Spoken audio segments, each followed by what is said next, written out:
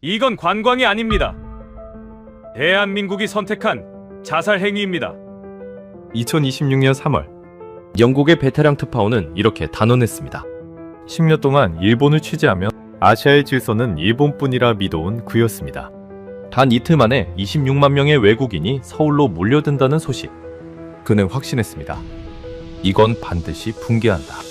그래서 직접 한국으로 날아왔습니다. 그 붕괴의 순간을 전 세계에 보여주기 위해서였습니다. 하지만 입국 3분 만에 그의 손에서 마이크가 떨어졌습니다. 고소관처럼 조용한 공항. 그리고 단 10초 만에 끝나는 입국 심사. 이건 조작이다. 그의 15년 확신이 그 자리에서 무너졌습니다. 도대체 대한민국은 일본과 무엇이 달랐던 걸까요? 오만한 영국 기자를 완벽하게 굴복시킨 그 소름돋는 충격의 현장. 지금 바로 확인해 보십시오.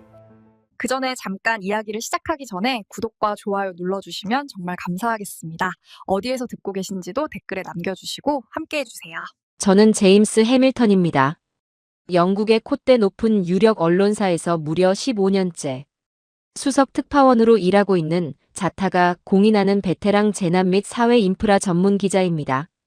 지난 10년이라는 꽤 긴 시간 동안 저는 아시아 특파원이라는 묵직한 직함을 달고 이웃나라 일본 도쿄의 한복판에 머물렀습니다. 그 긴 세월 동안 제 머릿속에 아주 깊고 단단하게 뿌리내린 그 어떤 폭풍에도 절대 흔들리지 않을 확고한 신념이 하나 있었죠. 그것은 바로 아시아라는 척박한 대륙에서 진정한 질서와 완벽한 행정 시스템, 그리고 고도로 성숙한 시민의식을 갖춘 선진 국가는 오직 일본 한 곳뿐이다라는 참으로 거만하고도 편협한 생각이었습니다.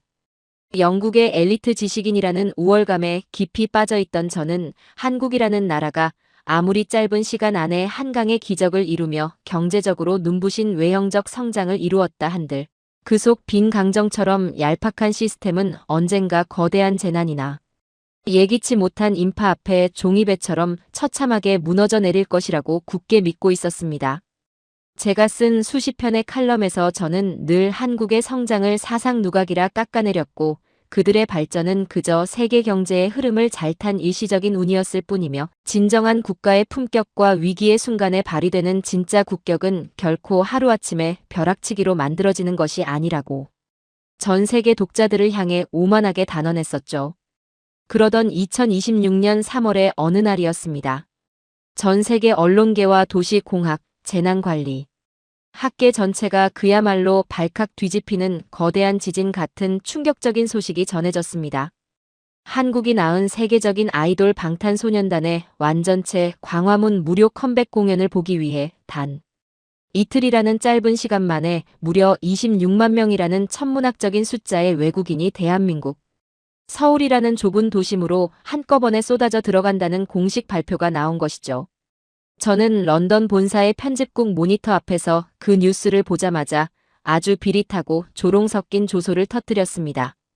제 오랜 경험상 영국 런던의 자랑인 히드로 공항이나 미국 뉴욕의 심장인 존 F 케네디 공항이었다면, 아니 제가 그토록 완벽하다고 찬양해 마지 않던 일본의 심장 나리타 공항이었다 하더라도 하루에 10만 명이 넘는 이방인의 인파가 한순간에 몰리면 그 즉시 국가의 모든 통제 시스템이 비명을 지르며 붕괴하고 맙니다.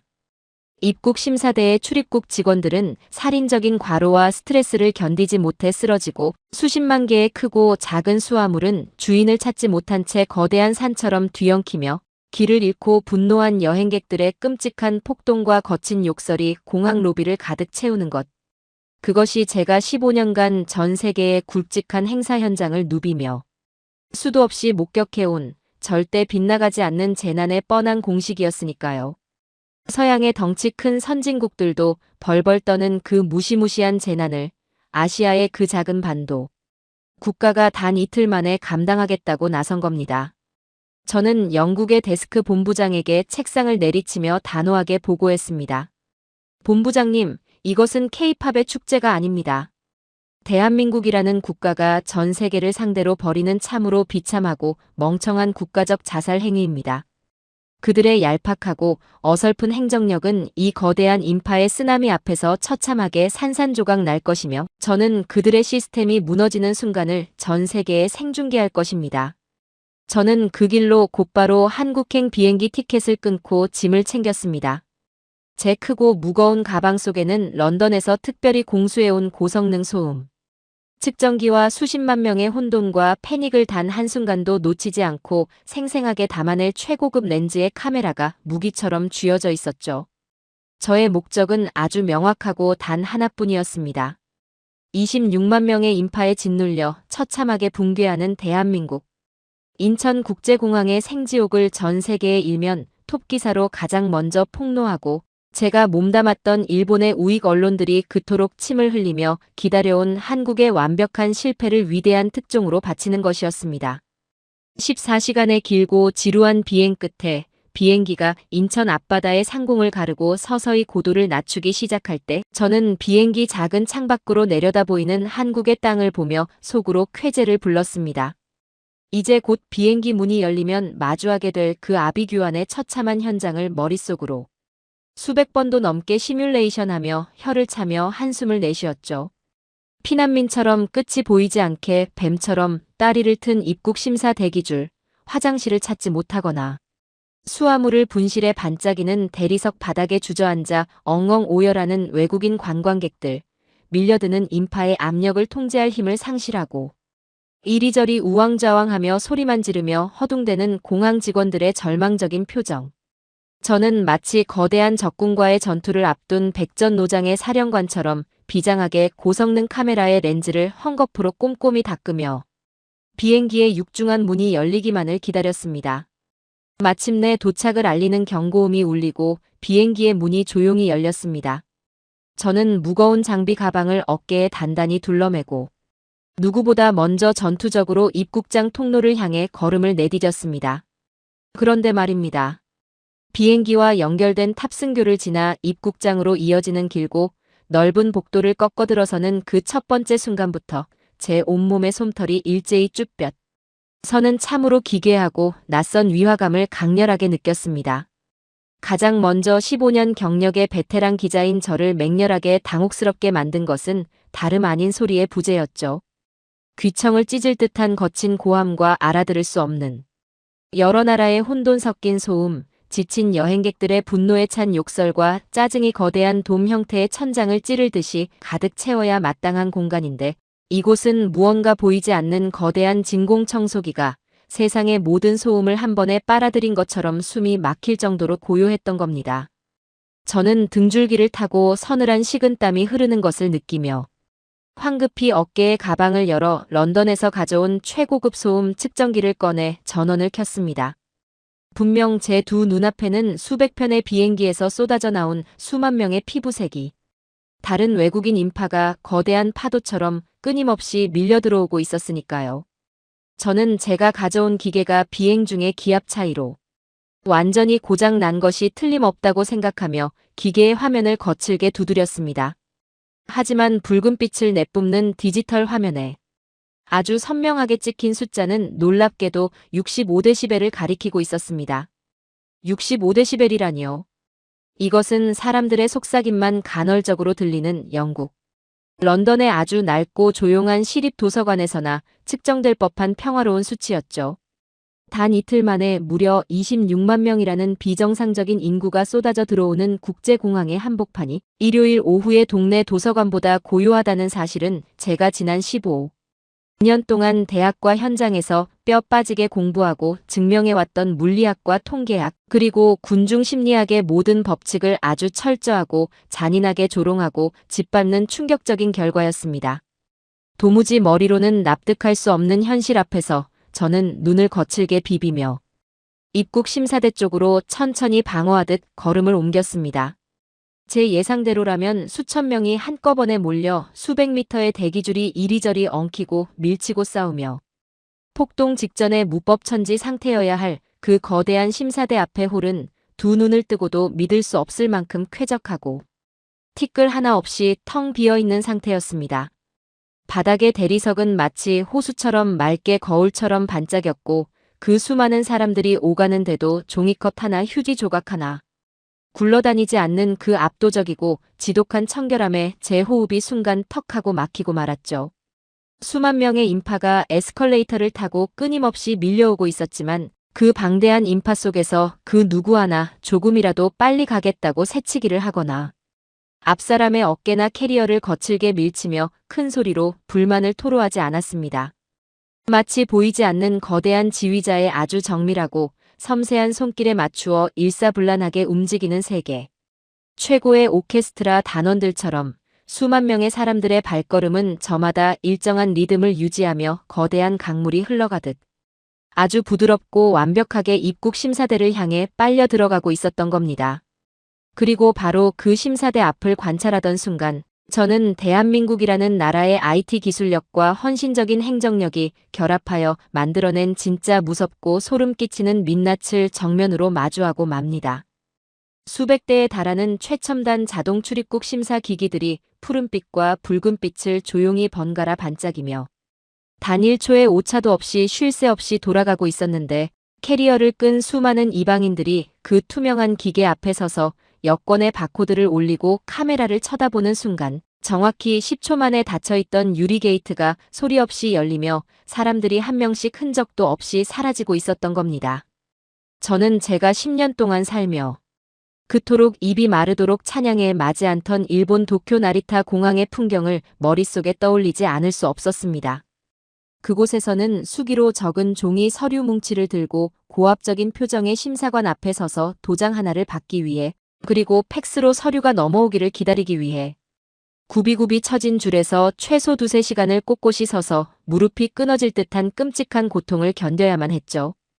그런데 지금 제 눈앞에 한국에서는 그 엄청난 절차들이 지문과 안면 인식이라는 고도의 기술을 통해 단 10초 만에 기계처럼, 아니 기계보다 더 완벽하게 처리되고 있었던 겁니다.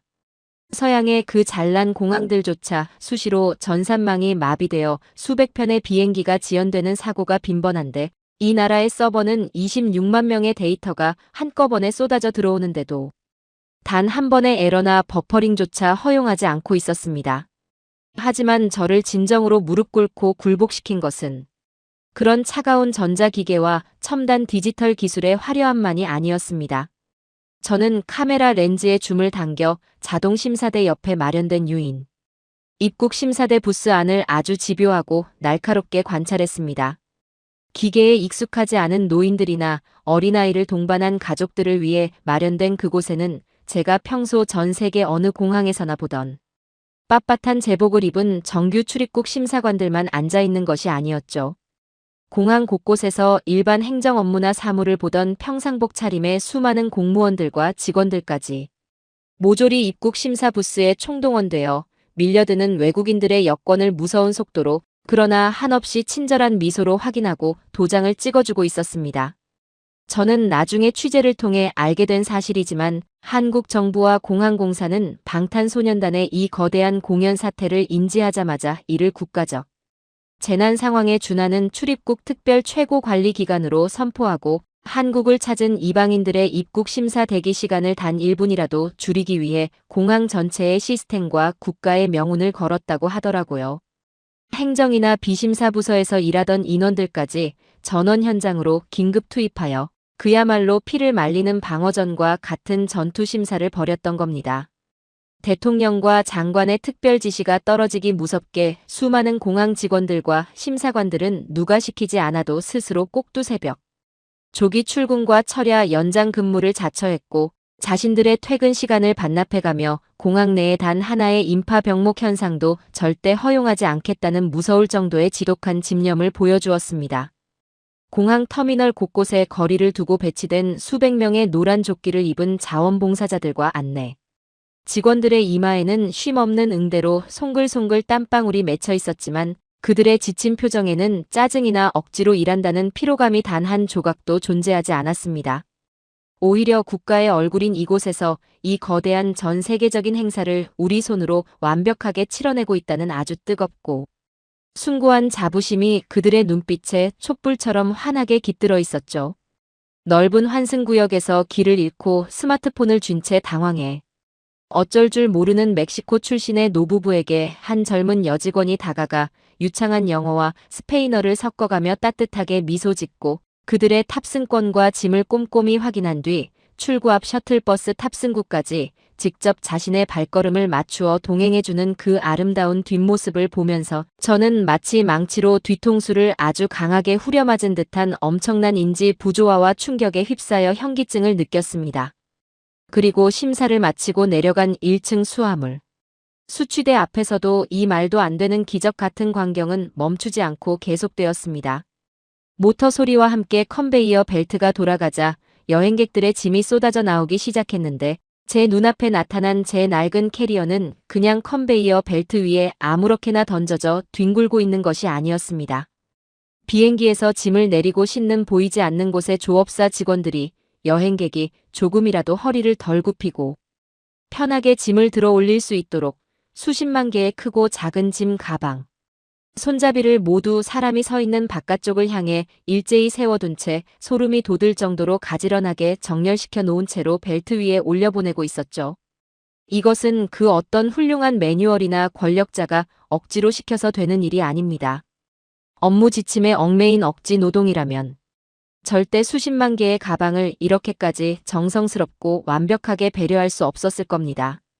제 옆에서는 무거운 대형 캐리어를 벨트에서 내리려다 무게를 이기지 못하고 비틀거리는 서양인 여성을 향해 그저 묵묵히 길을 지나가던 평범한 한국인 중년 남성이 다가가 아무 말 없이 그 무거운 짐을 번쩍 들어올려 바닥에 안전하게 내려주었습니다.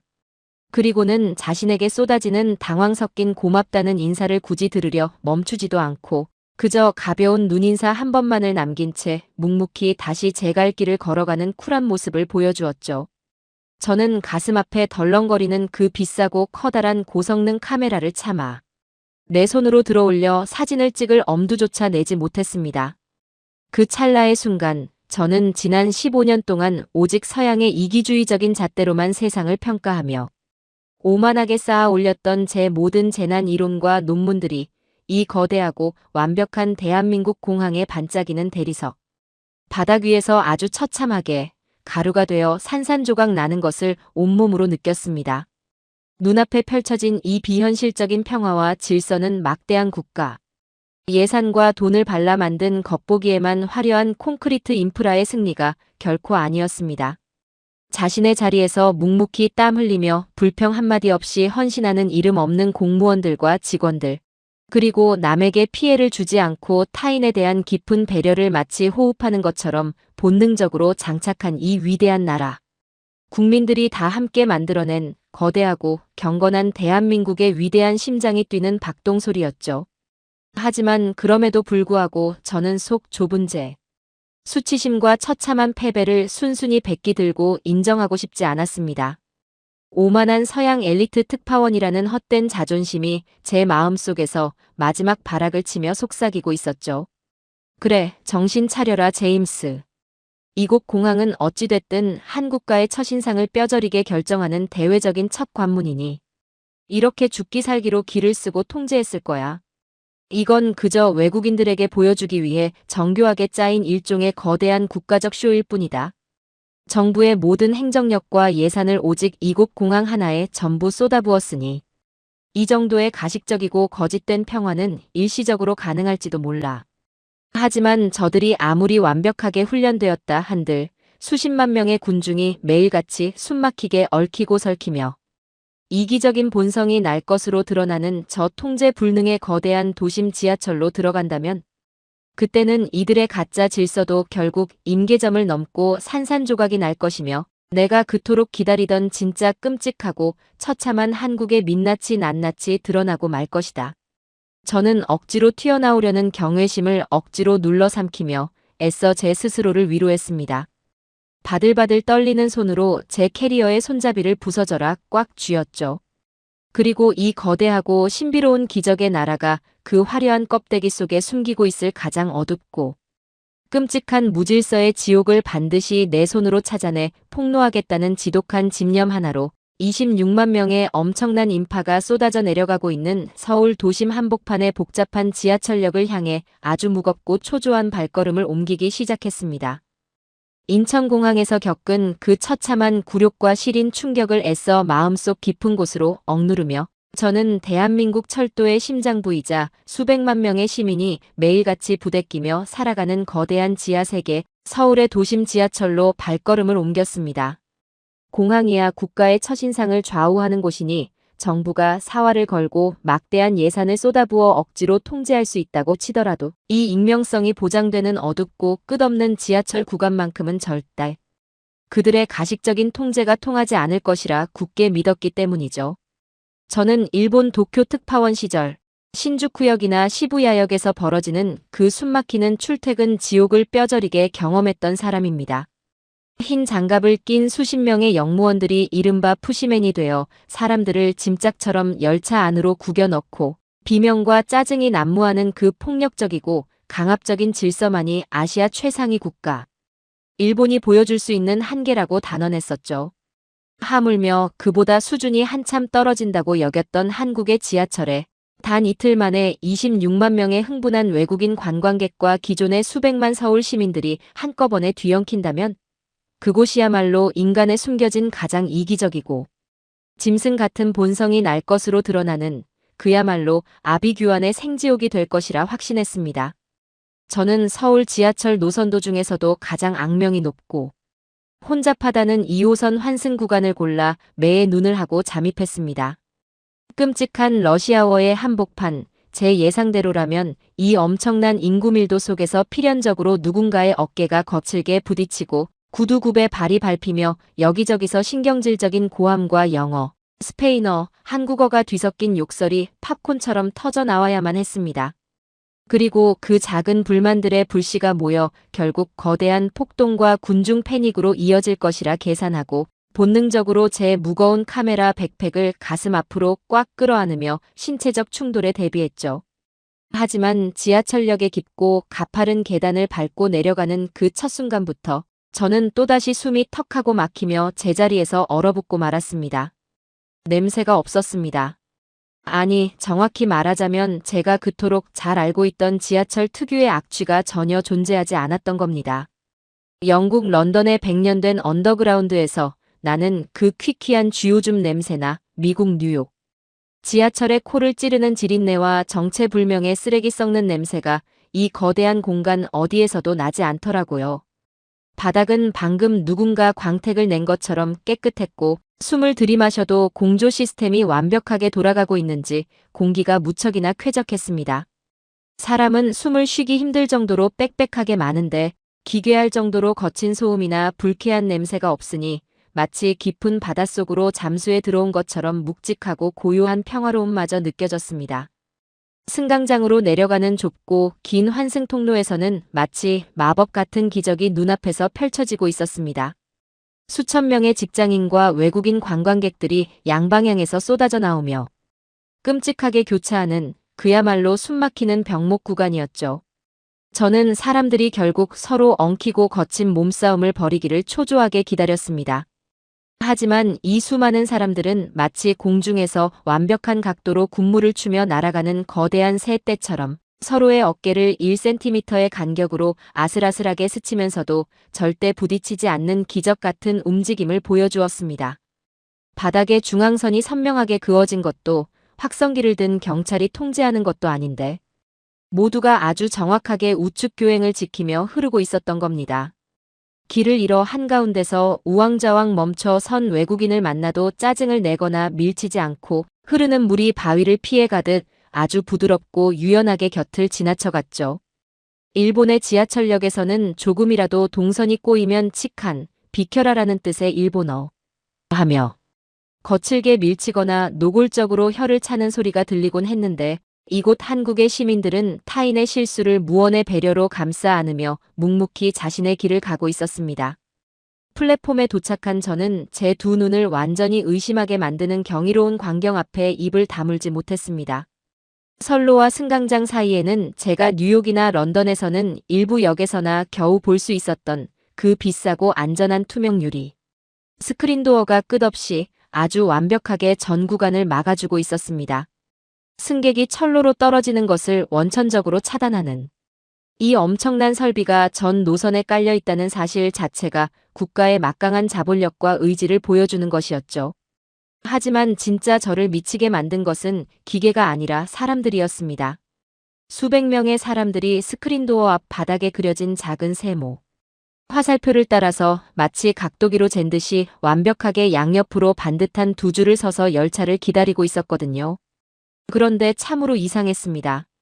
사람들이 서 있는 그 두 줄 사이의 가운데 공간은 바보 같을 정도로 너무나 넓고 쾌적하게 텅 비워져 있는 상태였습니다. 저는 순간 엄청난 인지 부조화와 혼란스러움에 빠져 머리를 극적이고 말았죠. 왜 굳이 저 넓고 먼저 타기 좋은 가운데 명당 자리를 아깝게 비워두는 것이지? 영국이나 미국, 심지어 일본이었다면 먼저 타서 자리를 차지하기 위해 치열하게 눈치 싸움을 하며 문 정중앙을 떡하니 가로막고 섰을 텐데. 그 의문은 단 1분 뒤 천장에 매달린 디지털 전광판에 열차가 도착한다는 붉은색 안내가 뜨고 열차가 플랫폼으로 미끄러져 들어오면서 완벽하게 해소되었습니다. 정확히 안내된 시간 단일. 초의 오차도 없이 육중한 열차가 스크린도어의 규격에 완벽하게 일치하여 멈춰 섰습니다.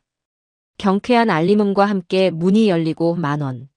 열차 안에서 숨막힐 듯 많은 수백 명의 사람이 한꺼번에 쏟아져 나오기 시작했죠. 그 순간이었습니다. 플랫폼에 두 줄로 대기하던 사람들이 약속이나 한 듯 일제히 한 발짝을 뒤로 조용히 물러섰습니다. 아까부터 텅 비워두었던 그 가운데의 넓은 공간은 바로 열차에서 내리는 타인을 위해 온전히 양보해둔 거룩한 전용길이었던 겁니다. 내리는 엄청난 인파가 거대한 홍해의 바다가 갈라지듯 열린 그 길을 따라 아주 부드럽고 신속하게 빠져나갈 때까지 플랫폼에서 기다리던 그 어떤 사람도 먼저 열차에 타려고 억지로 어깨를 들이밀거나 앞사람을 재촉하지 않았습니다. 마지막 한 사람이 완전히 플랫폼으로 발을 내디딘 후에야 기다리던 사람들의 탑승이 물 흐르듯 조용하고 질서정연하게 시작되었죠. 아무도 남을 밀치지 않았고 서두르지 않았습니다. 열차가 꽉 차서 더 이상 탈 공간이 없어지자 뒤에 줄을 서 있던 사람들은 무리하게 자신의 몸을 구겨 넣거나 닫히는 문을 가로막는 몰상식한 행동을 단 한 명도 하지 않았습니다. 일본 도쿄의 그 야만적인 푸시맨들이 억지로 사람을 밀어넣어 뼈가 으스러질 듯한 고통을 주던 풍경과는 너무나도 대조적으로 한국인들은 그저 쿨하게 한 걸음 뒤로 물러나 스마트폰을 꺼내며 다음 열차를 여유롭게 기다릴 뿐이었습니다. 저는 지난 15년 동안 이렇게 인구 밀도가 높은 혼잡구역의 질서는 오직 국가의 강력한 물리적 강제와 처벌로만 유지된다고 굳게 믿어왔습니다. 선명한 차선 표시와 곤봉을 든 경찰의 무서운 감시, 그리고 무자비한 벌금만이 인간의 짐승 같고 이기적인 본성을 억누를 수 있다고 제 논문에 수도 없이 썼었죠.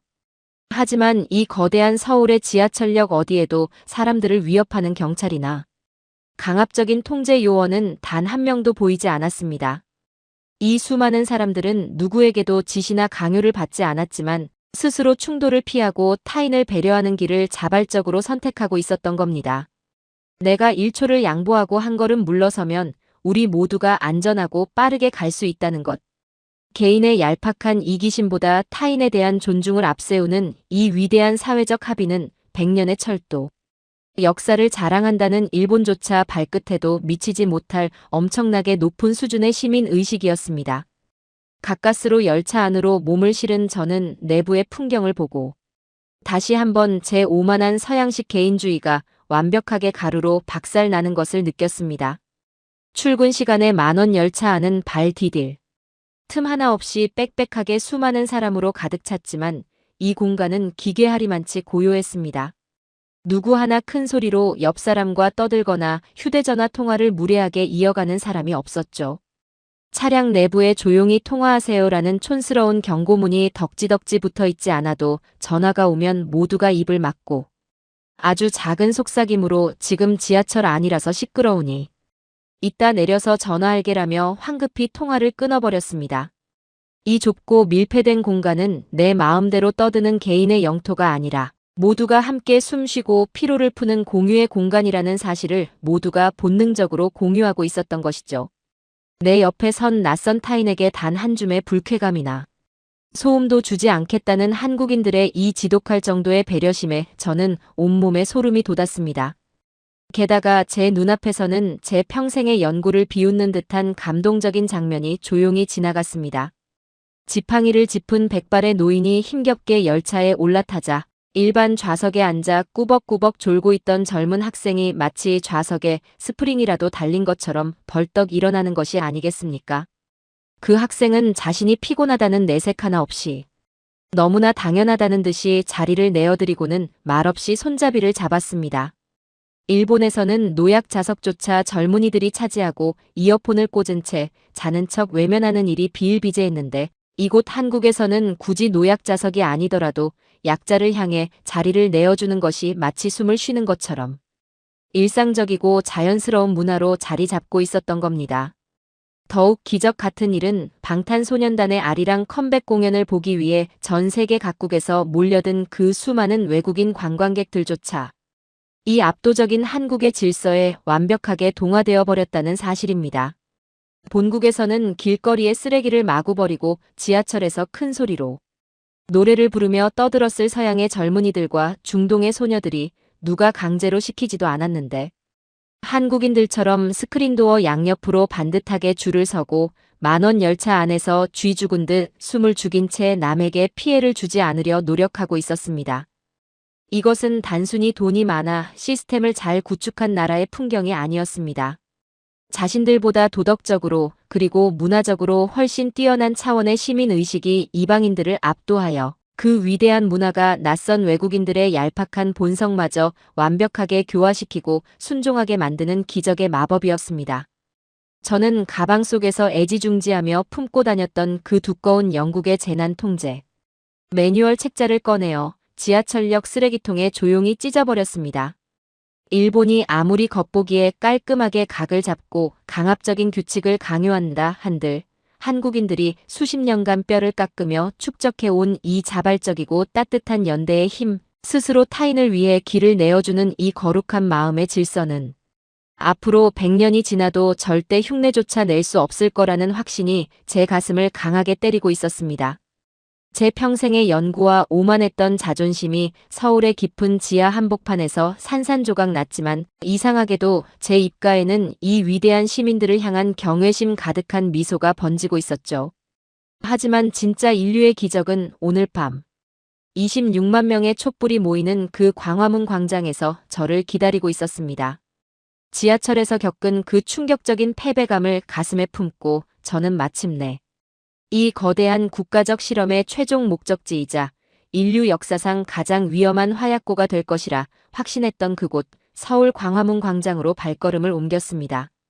운명의 2026년 3월 21일 저녁 8시 방탄소년단의 아리랑 컴백 공연을 보기 위해 전 세계 190여 개국에서 몰려든 26만 명의 외국인 인파가 거대한 해일처럼 광화문 일대의 8차선 대로를 빈틈없이 가득 채우고 있었죠. 영국 런던의 트라팔가 광장이나 미국 뉴욕의 타임스퀘어에서 열리는 대규모 새해 행사 때마다 제가 수도 없이 목격했던 것은 흥분한 군중들이 통제선을 무너뜨리고 거리에 쓰레기 산을 쌓아 올리면 결국엔 끔찍한 압사 사고나 기마 경찰의 무자비한 진압으로 끝나는 참혹한 유혈 사태뿐이었습니다. 하물며 아시아의 작은 나라 한국에서 그것도 단일 공연을 위해 26만 명이라는 비상식적인 인파가 통제된 야외 공간에 밀집한다는 것은 물리학적으로 보나 군중 심리학적으로 보나 완벽한 시한폭탄이나 다름없었습니다. 저는 무거운 장비 가방을 고쳐 매며 제 안에 남은 모든 오만함을 긁어모았습니다. 그래, 지하철과 공항은 훌륭했다. 인정하지. 하지만 음악과 열기에 취해 이성을 잃은 26만 명의 거대한 다국적 군중이 한 곳에 엉키는 순간 인간의 짐승 같은 이기심은 기필코 폭발하고 말 것이다. 일본의 마츠리라 불리는 축제조차 수만 명이 모이면 크고 작은 폭력 사태와 쓰레기 문제로 꼴머리를 앓는데 이들의 얄팍한 질서의식이 이 엄청난 밀도를 버텨낼 리가 없다. 저는 서양 언론인 특유의 그 날카롭고 잔인한 관찰자의 시선으로 렌즈에 초점을 맞추며 이 나라의 위선적인 평화가 찢겨나가는 폭동의 첫 서막을 아주 초조하게 기다리고 있었습니다. 하지만 광장에 도착하여 주변을 둘러본 지 불과 10여 분 만에 제 음흉하고 뾰족했던 예상은 또다시 철저하게 빗나가며 뭉개지고 말았습니다. 26만 명이라는 숫자가 도무지 믿기지 않을 만큼 광화문의 웅장한 밤 공기는 너무나도 차분하고 평온하게 가라앉아 있었던 겁니다. 보라색 옷을 맞춰 입고 상기된 표정으로 거리를 걷는 전 세계의 외국인들을 맞이하는 것은 곤봉과 방패를 든 무시무시한 진압 경찰이 아니었습니다. 형광조끼를 입은 수백 명의 자원봉사자들과 평범한 한국의 시민들이 마치 오래전부터 알고 지낸 귀한 손님을 대하듯 자발적으로 길을 터주고 이방인들에게 환한 미소로 방향을 안내하고 있었죠. 가장 저를 경악하게 만든 것은 광장 주변을 둘러싼 거대한 대형 빌딩들과 상가, 상인들의 도무지 믿을 수 없는 대처였습니다. 서양의 콧대 높은 대도시나 일본의 번화가라면 이럴 때 공중화장실의 문을 굳게 걸어 잠그고 깐깐하게 외부인의 출입을 통제했을 텐데 한국의 고층 빌딩들은 오히려 1층 로비의 웅장한 유리문을 활짝 열어젖히고 수십만 명을 위해 기꺼이 자신들의 화장실을 무료로 개방하고 있었습니다. 편의점과 노점 상인들은 축제 특수를 노려 물건값을 두세 배로 부풀리는 치졸한 바가지 요금은커녕 오히려 쌀쌀한 환절기 날씨에 오들오들 떠는 외국인 관광객들에게 따뜻한 캔, 커피와 생수를 정가에 내어주며 화사한 미소로 인사를 건네고 있었죠. 어떤 상인은 아예 종이컵에 따뜻한 보리차를 따라 지나가는 서양 청년들의 얼어붙은 손에 쥐어주기까지 했습니다. 언어가 통하지 않으면 한국인들은 전혀 당황하지 않고 직접 자신의 스마트폰에서 번역기 어플을 켜서 더듬더듬 소통했고 외국인 팬들이 목적지를 정확히 찾을 때까지 끝까지 책임지고 친절하게 동행해 주었습니다. 이것은 단순한 친절이나 환대를 넘어선 대한민국이라는 국가 전체가 하나의 거대한 가족이자 품격 있는 호스트가 되어 이방인들을 보듬어 안는 경이롭고 거룩한 장면이었습니다. 타인에게 폐를 끼치지 않는다는 핑계로 철저히 남의 일에 무관심하고 차갑게 선을 긋는 일본 특유의 메이와쿠 문화와는 뼛속부터 달랐습니다. 한국인들의 질서는 기계적이고 차가운 규칙이 아니라 타인을 향한 적극적이고 뜨거운 정과 연민이라는 위대한 토대 위에 세워져 있었던 것이죠. 그 압도적인 분위기에 취해 군중 속을 헤집고 다니던 바로 그때 제 30년 기자 인생, 아니 제 60평생을 송두리째 뒤흔들어 놓은 끔찍하고도 기적 같은 사건이 발생하고 말았습니다. 광화문 내거리의 가장 혼잡한 인파 속을 뚫고 지나가 무대 앞쪽으로 자리를 잡으려던 찰나 습관적으로 제 외투 안주머니를 더듬던 제 손끝이 일순간 벼락을 맞은 듯 굳어버렸습니다. 비어 있었습니다. 제 여권 수천 달러의 비상금, 여러 장의 신용카드, 그리고 제 신분을 증명하는 영국 왕립 언론인 프레스 카드까지 모조리 들어있던 그 두꺼운 갈색 가죽 지갑이 감쪽같이 사라져버린 겁니다. 저는 그 자리에 망부석처럼 우뚝 멈춰 섰습니다. 머릿속이 새하얗게 탈색되며 온몸의 피가 차갑게 식어내렸죠.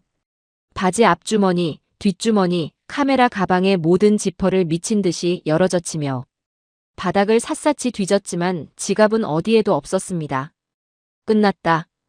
26만 명이 엉켜있는 이 아수라장의 밤거리에서 지갑을 잃어버리다니. 내가 이래서 군중을 혐오했던 거야. 결국 이 나라 사람들도 똑같은 소매치기범들이 우글거리는 후진국에 불과했어. 저는 절망감과 분노에 휩싸여 제 머리칼을 쥐어뜯으며 길 한복판에서 씩씩거렸습니다. 대사관 연락처와 당장 오늘 밤 머물 호텔 결제, 그리고 비행기 티켓까지 모든 것이 날아가 버린 처참한 상황. 15년 경력의 냉철한 전문가가 단 한순간의 방심으로 이 낯선 아시아의 밤거리에 완벽한 미아로 전락해버린 겁니다. 서양이었다면 이미 제 지갑의 현금은 누군가의 주머니로 들어갔고 빈 지갑만 하수구에 처박혀 있었겠죠. 그런데 그렇게 절망의 늪에 빠져 고개를 푹 숙이고 있던 제 어깨를 누군가 가볍게 두드렸습니다. 반사적으로 잔뜩 나를 세우며 뒤를 돌아본 제 두 눈앞에는 무릎이 다 늘어난 낡은 등산복을 입고 한 손에 뭉툭한 나무 지팡이를 짚은 백발이 성성한 한국의 어느 할아버지 한 분이 가쁜 숨을 몰아쉬며 서 계셨습니다. 이마에는 땀방울이 맺혀 있었고 깊게 패인 주름진 얼굴은 세월의 거친 풍파를 고스란히 담고 있었죠. 그리고 그 거칠고 투박한 손마디 끝에 제 갈색 가죽 지갑이 고스란히 쥐어져 있었습니다. 저는 너무 놀라 입을 떡 벌린 채 아무런 말도 꺼내지 못했습니다. 할아버지는 액정에 금이 간 낡은 스마트폰을 꺼내시더니 굵고 투박한 손가락으로 더듬더듬 번역기 화면을 눌러 제게 내미셨습니다. 사진 찍을 때 바닥에 떨어뜨리셨습니다. 타국에 와서 지갑 잃어버리면 큰일 납니다. 찾아서 다행입니다. 저는 덜덜 떨리는 손으로 지갑을 받아들고 지퍼를 열어보았습니다.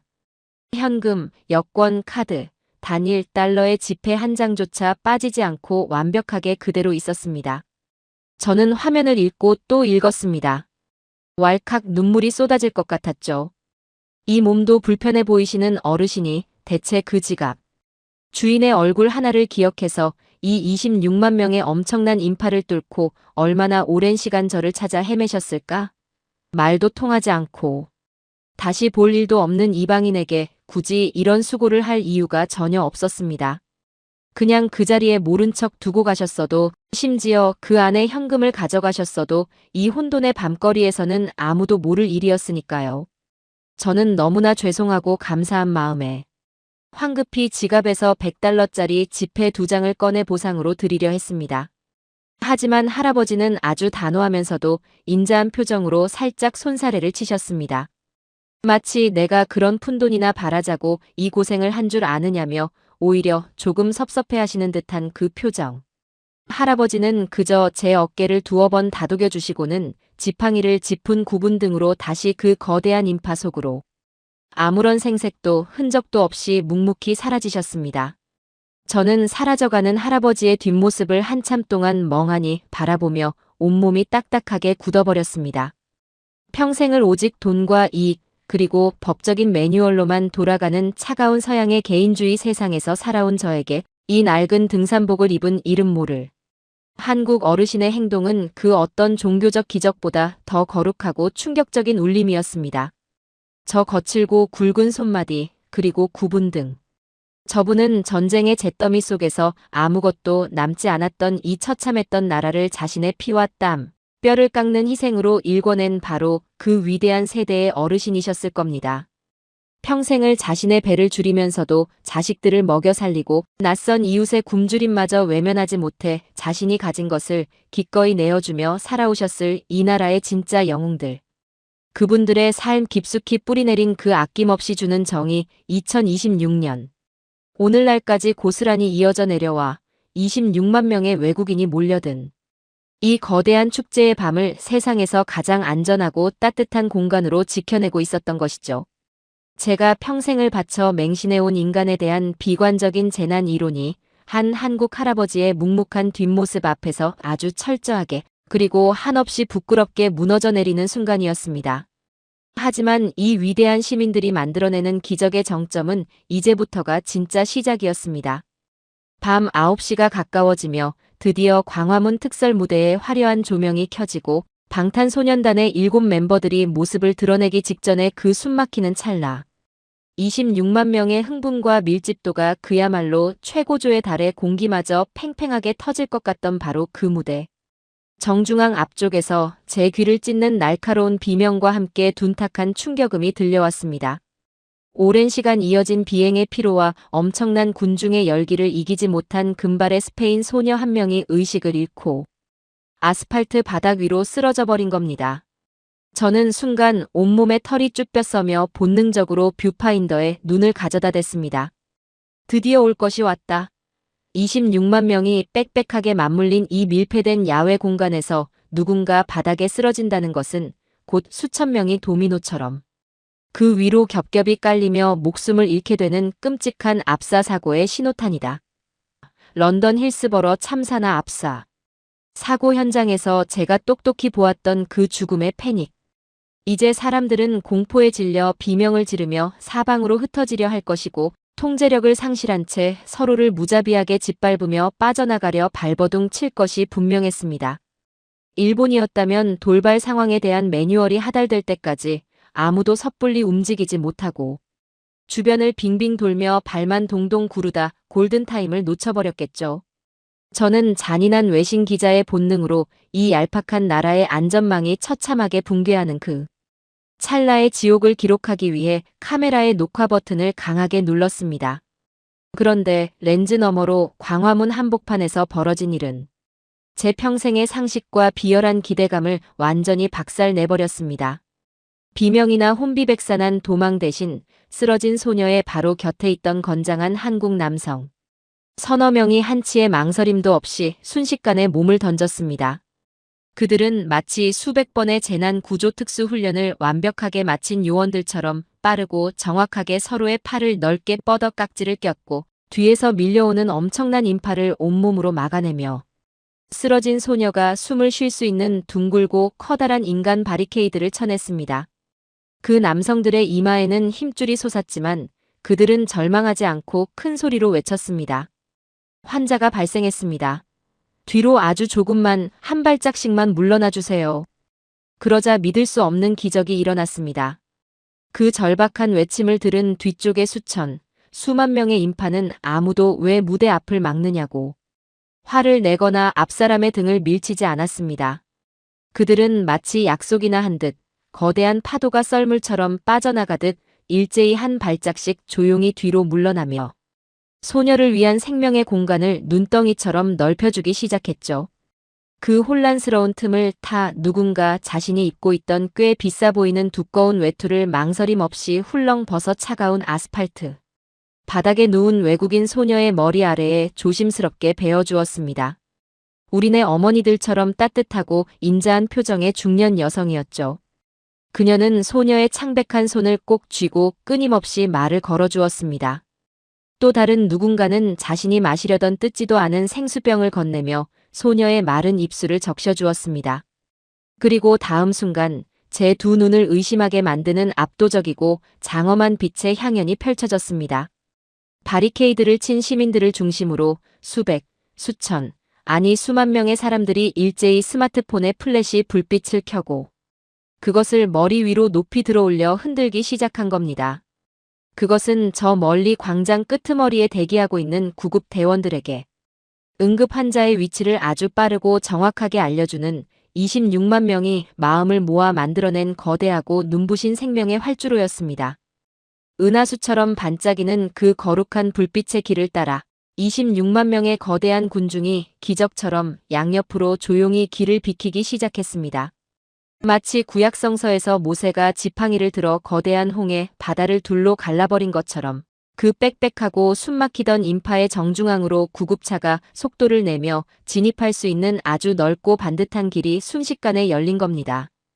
요란한 사이렌 소리와 함께 구급 대원들이 그 열린 길을 따라 쓰러진 소녀에게 도달했고 들것에 실어 다시 그 길을 빠져나가 이 모든 위기 상황이 완벽하게 종료되는 데 걸린 시간은 거짓말처럼 단 3분이었습니다. 30분이 아니라 단 3분 만에 전 세계 재난학자들이 입을 모아 경고했던 최악의 대형 참사. 위기가 소리 소문 없이 너무나도 깔끔하고 위대하게 해결되어 버린 것입니다. 소녀를 실은 구급차가 무사히 광장을 빠져나가자 사람들은 언제 그런 끔찍한 일촉즉발의 위기가 있었냐는 듯 아무런 동요도 호들갑도 없이 너무나 조용히 다시 원래의 자리로 돌아가 무대를 향해 섰습니다. 그 누구 하나 자신이 엄청난 생명을 구하는 영웅적인 일을 했다고 카메라 앞에서 으스대거나 큰 소리로 떠들지 않았습니다. 그저 내 눈앞에서 공경에 처한 낯선 이방인을 돕고 살려내는 것은 한국인들에게 있어 밥을 먹고 숨을 쉬는 것만큼이나 너무나 당연한 인류애이자 본능이었으니까요. 나의 아주 작은 양보 한 걸음과 타인을 향한 연민이 모이면 수십만 명의 군중 속에서도 한 생명을 완벽하게 지켜낼 수 있다는 이 찬란한 진리. 이것은 수만 명의 무장 경찰이 방패로 밀어붙여 만들어내는 그 얄팍하고 폭력적인 질서나 벌금이 무서워 억지로 지키는 일본식의 가식적인 질서와는 차원이 다른 것이었습니다. 타인의 고통을 결코 외면하지 않고 연대하여 함께 살아남겠다는 대한민국 시민들의 그 숭고하고 거룩한 도덕적 성숙함. 그 위대한 기적 한가운데 서서 저는 결국 들고 있던 고가의 카메라를 아스팔트 바닥으로 힘없이 떨어뜨리고 말았습니다. 무릎이 꺾이며 주저앉은 제 두 뺨 위로 지난 15년간 제가 맹신해온 서양의 오만한 지식과 알량한 편견을 산산조각 내는 아주 뜨겁고 굵은 눈물이 하염없이 흘러내렸습니다. 바로 그 순간 무대 위에서 7명의 한국 청년들이 눈부신 조명을 받으며 화려하게 등장했고, 과거 식민지의 아픔과 한을 달래주던 낡은 민요 아리랑의 멜로디가 최첨단 비트에 얹혀 광장 전체로 웅장하게 울려 퍼지기 시작했습니다. 제 옆에 서 있던 방금 전 쓰러진 소녀를 위해 길을 열어주었던 스페인, 미국, 중동에서 온 수많은 외국인들이 일제히 그 서툰 한국어 발음으로 아리랑의 가사를 따라 부르며 펑펑 오열하기 시작했죠. 그들이 흘리는 눈물은 단순히 유명한 팝스타를 눈앞에서 보았다는 1차원적인 팬심이 결코 아니었습니다.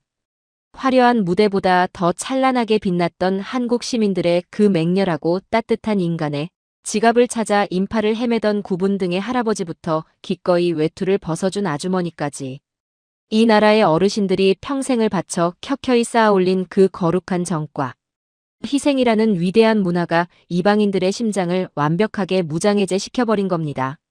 무기를 들고 타국의 영토를 짓밟는 야만적인 정복이 아니라 세상에서 가장 아름다운 연대와 사랑으로 전 세계 26만 명의 영혼을 완벽하게 지배해버린 진정한 문화 강국, 대한민국. 저는 그 황홀하고 가슴 벅찬 광화문의 밤하늘을 올려다보며 두 손으로 제 얼굴을 깊이 감싸 쥐었습니다. 제가 15년 동안 평생을 바쳐 그토록 집요하게 찾아 헤매던 궁극의 안정과 인류. 최상의 시스템은 두꺼운 매뉴얼이나 차가운 콘크리트 속에 있는 것이 아니었습니다. 바로 이 위대한 나라를 묵묵히 지탱하고 있는 평범하지만 세상에서 가장 거룩한 대한민국 국민들의 심장 속에 존재하고 있었습니다. 밤 10시. 26만 명의 심장을 요동치게 만들었던 방탄소년단의 아리랑 합창이 끝나고 거대한 광화문 광장의 화려한 특설 무대 조명이 서서히 꺼지기 시작했습니다. 행사 종료를 알리는 안내방송이 부드럽게 흘러나왔죠. 저는 이 순간이야말로 군중 통제의 가장 위험한 임계점이라는 것을 누구보다 잘 알고 있었습니다. 축제의 흥분이 가라앉고 피로가 한꺼번에 몰려오는 이 퇴장 시간이야말로 사람들이 조금이라도 빨리 호텔과 집으로 돌아가기 위해 좁은 출구로 밀어닥치며 끔찍한 병목 현상과 2차 압사 사고가 발생하는 마의 시간대니까요. 저는 마지막 남은 일말의 불안감 혹은 서양 기자의 알량한 미련을 품고 수십만 명의 인파가 흩어지는 광장의 출구 쪽을 매섭게 주시했습니다. 하지만 광화문의 밤은 마지막 순간까지도 저의 그 오만하고 비열한 예상을 아주 철저하고 우아하게 짓밟아버렸습니다. 26만 명이라는 영국의 중소도시 하나와 맞먹는 엄청난 인구가 일제히 이동을 시작했음에도 불구하고 그 거대한 흐름 속에는 단 한 번의 고성이나 밀침도 존재하지 않았습니다. 거대한 강물이 여러 갈래의 좁은 시냇물로 자연스럽게 나뉘어 흐르듯 사람들은 스스로 보폭을 줄이고 옆 사람과의 간격을 유지하며 지하철역과 버스, 정류장을 향해 너무나도 차분하게 걸음을 옮기고 있었습니다. 더욱 제 가슴을 뭉클하게 만든 것은